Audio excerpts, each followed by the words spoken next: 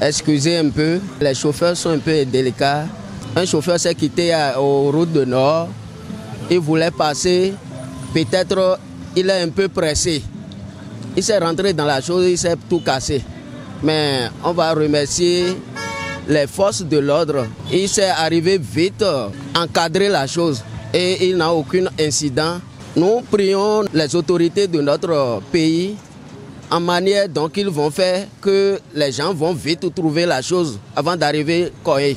Souvent, dans une journée comme ça, là, il y a souvent les grands titans, ils viennent avec vitesse, là, ils rentrent dedans, ils cassent ça.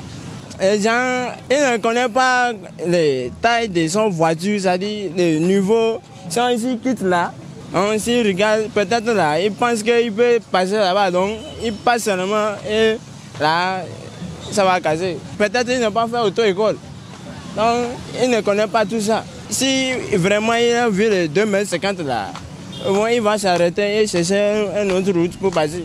Ouais, il va dire, il a encore laissé ça comme ça d'abord. Sinon, s'ils mettent ça encore, ils vont encore casser ça. Sinon, c'est pas ça, c'est pas les premières fois. Ils ont déjà cassé ça plusieurs fois même.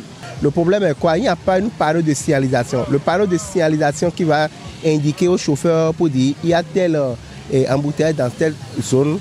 Il n'y en arrive pas parce que de quitter Carrefour Zakpo vers à la Carrefour Mokas, on n'arrive pas à trouver. Là où ils ont mis le panneau de signalisation, les chauffeurs n'arrivent pas. Alors, par rapport à leur vitesse, c'est nous qui restons ici qui commençons pas à crier « Oh, il y a telle chose ».